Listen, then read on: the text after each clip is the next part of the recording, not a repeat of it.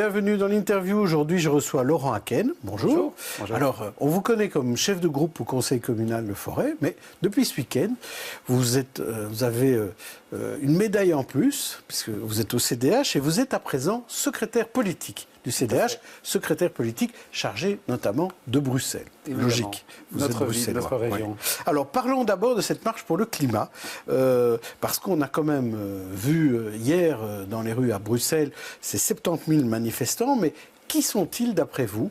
Et je vais vous proposer trois solutions.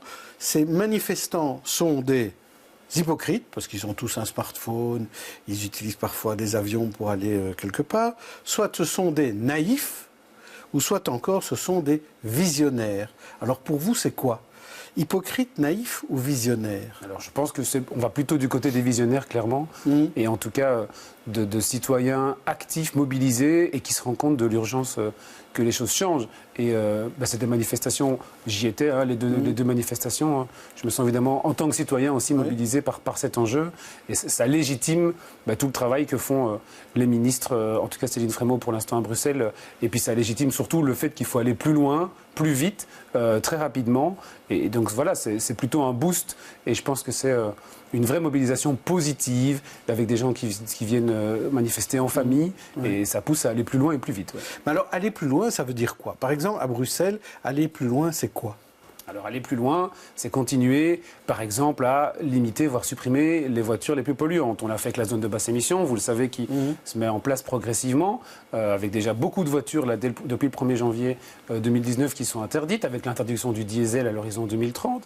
Aller plus loin, par exemple, c'est... Mais ça, c'est déjà ce qui est prévu. Fait, donc aller plus loin, c'est pas aller plus loin. Non, non, tout à fait. C'est travailler sur supprimer l'avantage. On est favorable pour les voitures de société, pour investir plutôt ça dans les transports en commun, pour avoir une vraie alternative à l'utilisation de la voiture, de développer aussi tout ce qui est piste cyclable, donc toutes les mesures en faveur de la mobilité évidemment, de travailler sur tout ce qui est aspect fiscalité, par exemple de prévoir, le nouveau président du parti en a parlé, une taxe carbone pour tous les produits qui viendraient hors Europe, pour un peu favoriser le circuit court et tout ce qui pollue moins dans l'assiette et dans les garde-robes des citoyens. Et une taxe sur le kérosène, c'est quelque chose qu'on peut envisager aussi? Une taxe de kérosène, c'est quelque chose sur lequel on va réfléchir aussi dans le cadre de notre programme au CDH. Personnellement, je suis favorable aussi. Je pense que c'est incompréhensible et injustifiable aujourd'hui que ce soit moins cher pour aller par exemple à Marseille de prendre l'avion que de prendre le train. Et donc c'est des choses sur lesquelles il faut agir pour inciter à plutôt choisir des comportements plus respectueux de l'environnement. Il y a aussi un dossier important, parce que vous parlez de Céline Frémaux, vous travaillez à son cabinet, donc vous connaissez bien ces dossiers. Un de ces dossiers aussi, c'est le logement. Et alors en matière de logement, on sait bien que le chauffage, c'est aussi une des raisons quand même sur lesquelles il faudrait travailler en matière de climat. Et là, est-ce qu'on peut aussi se donner des ambitions pour aller plus loin? Je pense que ce sera l'un des enjeux du prochain gouvernement, ce sera d'aller beaucoup plus dans la rénovation du bâti. On sait qu'à Bruxelles, il y a davantage de locataires que de propriétaires et que c'est plus difficile pour les propriétaires de se dire je vais investir dans la rénovation et dans l'isolation de mon logement que je loue, parce que ça reste beaucoup de moyens. Et donc il faudra absolument augmenter toutes les primes pour la rénovation du bâti, pour la rénovation des systèmes de chauffage également. On sait qu'il y a beaucoup de chaudières qui doivent être faites. Donc ces primes existent déjà, fonctionnent déjà très bien. Il faudra mettre davantage de moyens, parce qu'en effet, le logement et le chauffage en particulier est l'une des causes principales des émissions de gaz à effet de serre. Mais est-ce que c'est quelque chose qu'on peut faire en quelques années, ou c'est quelque chose qui va prendre des décennies? Alors je pense qu'avec les moyens disponibles, en les trouvant, en les dégageant, ça peut aller pas très vite, parce qu'évidemment, ça reste des investissements. Donc les citoyens et les propriétaires doivent lancer leurs travaux, les réaliser. Et donc, mais petit à petit, ça fonctionne déjà. Donc on voit déjà que les émissions de gaz à effet de serre à Bruxelles diminuent. Il faudra aller plus vite et donc inciter davantage de personnes à avoir recours à ces primes pour pouvoir avoir un bâti qui est très vieux à Bruxelles. C'est comme ça. On a une ville du début du XXe siècle qui est évidemment à l'époque avec des logements très énergivores plutôt. Donc il faut rénover, quoi. Il n'y a pas le choix. Clairement, il faut rénover, il n'y a pas le choix. Mais évidemment, mais si on demande aux propriétaires d'investir, même s'il y a des primes, ça risque quand même derrière d'augmenter les loyers.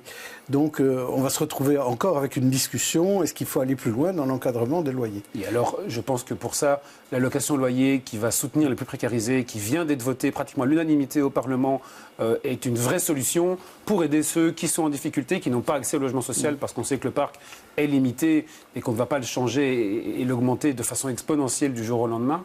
L'allocation loyer pour aider ceux qui logent dans un logement privé et qui pourraient avoir le droit d'un logement social sera la vraie solution dans le futur. Il faudra également mettre des moyens là-dedans parce qu'en effet, le coût du logement ne doit pas augmenter.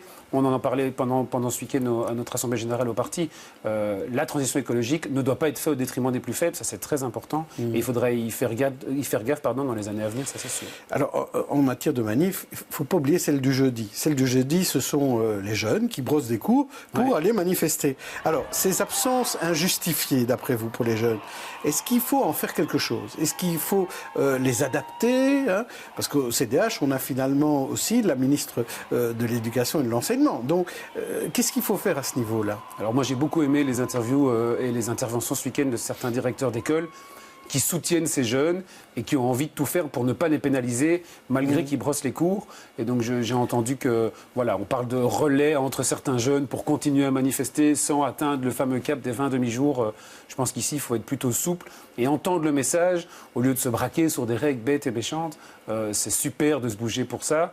Et je pense que ce n'est pas des jeunes qui ont envie de rater leurs études pour autant. Ils ont envie et de réussir leurs cours et d'aller manifester pour exprimer leur inquiétude et l'envie que ça change. Et il faut les soutenir. Et je trouve que les directeurs qu'on a entendus ce week-end qui encadrent ces jeunes ont plutôt une réaction appropriée et qu'il faut être soutenu. Donc il faut tout faire pour empêcher finalement qu'ils deviennent élèves libres. Évidemment, oui. Mais je ne pense pas par une réponse du dessus par la ministre. Au niveau concret, dans chaque école, chaque directeur, je pense connaît le mieux ses élèves et est le mieux à même d'avoir une réponse appropriée. Ce qui se passe pour l'instant, je trouve que c'est vraiment génial. Alors ce week-end, donc, on a quand même pas mal parlé, nouveau président au CDH. Bon, il n'y a pas eu de suspense, il y avait d'autres candidats, mais il était quand même largement favori. Maxime Prévost a été élu avec 85% des voix. Et vous arrivez dans ces bagages comme secrétaire politique. Vous n'êtes pas le seul, hein, il y en a d'autres.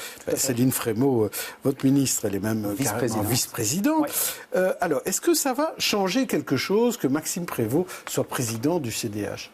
Alors, je pense que Benoît Lidjen a fait vraiment énormément de choses pour le parti ces 8 dernières années.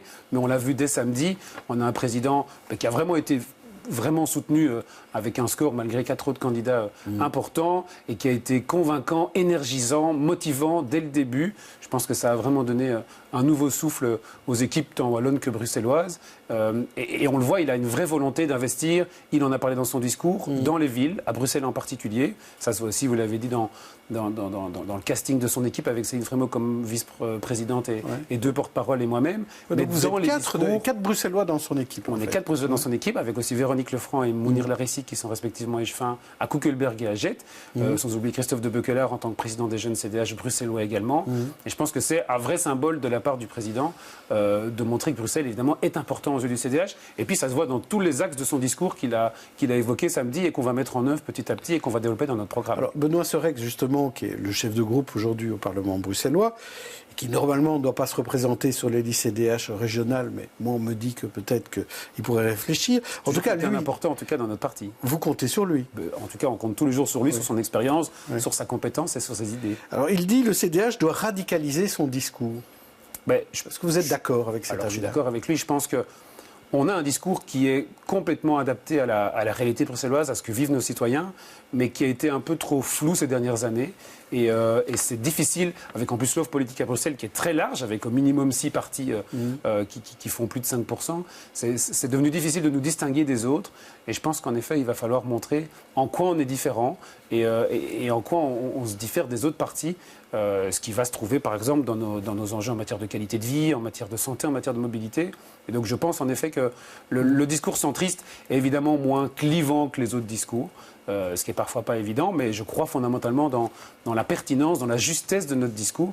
Mais on doit parfois être plus audacieux et oser montrer qu'un discours centriste, ce n'est pas simplement le rassemblement, c'est plutôt la synthèse et aller vers le mieux et parfois aussi avoir des solutions audacieuses, innovantes, ce que beaucoup de gens font, mais qu'il va falloir mieux communiquer, je pense, dans les mois prochains et les années prochaines. On verra ça dans votre programme, mais quand vous dites on est peut-être un peu flou, est-ce que c'est un peu flou ou un peu mou? Alors, dans ce que nous on défend, dans notre programme, c'était peut-être un peu flou et peut-être pas assez radical en effet. Mou, certainement pas. Et je pense que les communes, par exemple, où le CDH est très fort, comme à Saint-Pierre et justement où à Jette, quand on voit les rénovations de la place du Mont, la rénovation de la place Astrid Aged, qui ont mis la voiture de côté, qui ont fait la place aux piétons et aux modes de circulation douce, montrent qu'on n'est pas mou, au contraire. Mais je pense que dans les petites phrases et dans cette tendance politique à aller vers les petits clashs sur Twitter, c'est parfois plus difficile pour nous, alors qu'on a des propositions très fortes et très ambitieuses. J'ai compris que vous alliez donc clasher sur Twitter à partir de demain. Est-ce que le nouveau président Maxime Prévost, est-ce que c'est quelqu'un qui est plus ouvert aux autres partis? On l'a senti plus ouvert, par exemple, par rapport à la NVA, disant lui ne voulait pas dire jeter du gaz sur un parti avant des élections. Alors je ne pense pas que c'est ça qu'il a dit, même si on essaie de lui faire dire ça. Je pense qu'il a dit, et il a raison, que ce ne sont pas les francophones qui décident du résultat des votes dans la partie néerlandophone du pays. Et donc dire non alors qu'on n'a aucune influence là-dessus, c'est peut-être compliqué. Mais il l'a dit et redit, l'NVA est aux antipodes de notre discours. On l'a vu ici avec l'affaire des visas humanitaires où on touche vraiment dans ce qui est le plus ignoble d'aller extorquer de l'argent aux plus faibles. C'est vraiment quelque chose sur lequel on est complètement évidemment opposé. Il a dit aussi que le CDH serait une mouche tsetse voilà, avec la NVA. Mais une mouche tsetse, c'est tout petit. Une mouche tsetse, c'est tout petit, mais c'est très puissant. Et donc, peu importe la taille de la mouche, ce qui compte, c'est son effet. Et donc, je pense qu'on n'a en rien envie de travailler aux idées de l'NVA. On a vu encore aujourd'hui leur explication du confédéralisme qui simplifie tellement la Belgique qu'il la met en deux entre la Flandre et la Wallonie, en oubliant qu'à Bruxelles, on existe, on est une région, et qu'on n'a pas besoin de choisir si on devient wallon ou flamand, on n'est ni l'un ni l'autre, on est bruxellois. Et donc je pense qu'il n'y a aucune ambiguïté par rapport à ça, on n'a rien en commun avec eux. Alors une alliance bleu-vert-orange, comme on dit un petit peu maintenant, est-ce que ça aurait du sens pour éviter à la fois la NVA et éviter le Parti socialiste ? Je pense que pour l'instant, l'heure est aux définitions du programme de chacun. L'heure sera ensuite à faire campagne. Et vraiment, tout dépendra ensuite des résultats. Alors nous, vous savez qu'on peut travailler avec beaucoup de partis et qu'on n'a pas de problème à avancer avec beaucoup de gens. On a très bien travaillé, je pense, ces 10 dernières années avec le Parti socialiste au niveau de la région bruxelloise. Et après, les résultats vraiment des élections dépendront de ce qui se passera. Pour le Parti socialiste, ça se passe moins bien à Forêt, d'ailleurs. Parlons quand même une minute de Forêt. C'est un peu au balcon, l'opposition est au balcon.